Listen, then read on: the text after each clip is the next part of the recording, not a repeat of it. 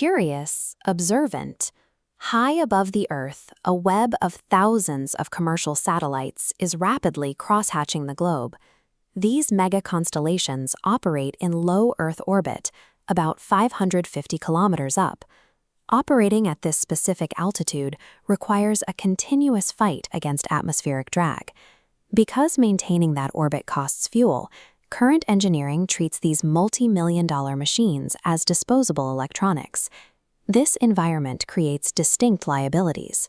To beam data to one another, the satellites use optical laser links, but those lasers occasionally clip the Earth's upper atmosphere, which physically distorts the light and ruins the communication signal.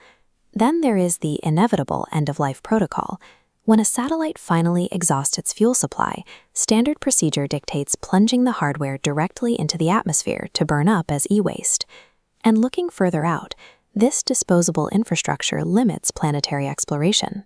Our surface rovers on Mars are bottlenecked by slow dial-up communication speeds when attempting to send data back to Earth. But instead of treating atmospheric interference, orbital decay, and bandwidth limits as problems, we can repurpose these exact liabilities into the raw materials for a planetary-scale scientific instrument. In physics, measuring how light behaves when passing through a gas is known as occultation mapping. When a communication laser crosses the upper atmosphere, the air bends, scatters, and attenuates the light. By measuring this exact optical distortion, scientists can back-calculate the precise temperature profiles and water vapor content of the specific air column. This distortion is highly sensitive to dense layers of aerosols. If a laser grazes a thick plume of volcanic ash, the resulting light scatter reveals the density and atmospheric spread of the eruption. This satellite capture shows a massive smoke plume covering a coastal landscape. Occultation mapping can continuously measure the density and severity of widespread wildfire smoke exactly like this. Because a modern internet mega-constellation consists of thousands of satellites constantly cross-beaming, capturing that perceived interference yields a real-time three-dimensional tomographic map of our entire atmosphere. It provides a level of data density that traditional weather satellites simply cannot match. The alternative to burning up dead satellites is to push them outward. Boosting a unit up to an 800 to 1,000 kilometer orbit removes it from atmospheric drag entirely, allowing it to coast for decades. To utilize this second orbit, engineers must outfit these modular satellites with dedicated instruments on both their space-facing and Earth-facing sides.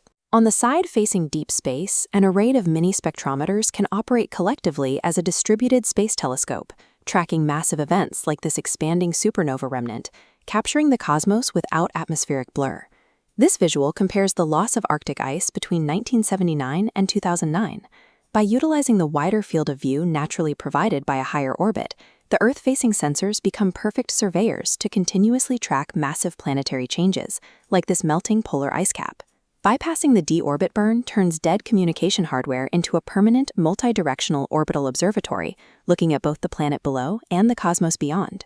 Moving further into the solar system, a lone Mars rover navigating a barren surface struggles with data bottlenecks. It must wait for specific orbital alignments just to transmit small packets of data home. Deploying a mega-constellation to Mars establishes a continuous Earth-Mars relay.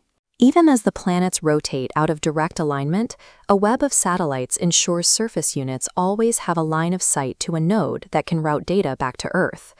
By executing the exact same laser occultation technique through the Martian atmosphere, that network can instantly map the violent, unpredictable dust storms that regularly sweep across the planet's surface.